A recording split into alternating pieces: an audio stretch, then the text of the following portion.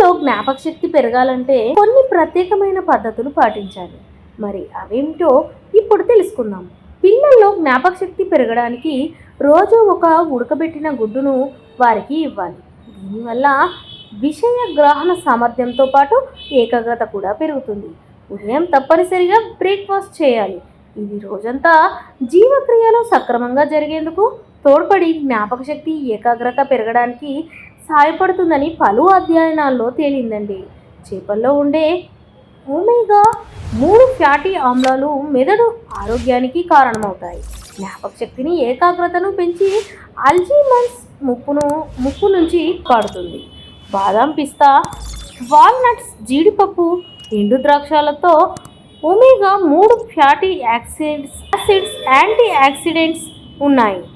ఇవి మెదడులో కణాల పనితీరును మెరుగుపరిచి జ్ఞాపక శక్తి పెరగడానికి కారణమవుతాయి. బ్రోకోలీ, నేరేడు, స్ట్రాబెర్రీ, రేగుపండ్లు, ఉల్లి, వెల్లుల్లి, అవకాడోల్లో యాంటీ ఆక్సిడెంట్లు, యాంటీ ఇన్ఫ్లమేటరీ గుణాలు ఉన్నాయి. మెదడు పనితీరును మెరుగుపరిచి జ్ఞాపక శక్తి మెరుగుపడేలా చేస్తాయి. అప్పుడప్పుడు డార్క్ చాక్లెట్ తిన్న మెదడుకు పనితీరు బాగుపడుతుంది.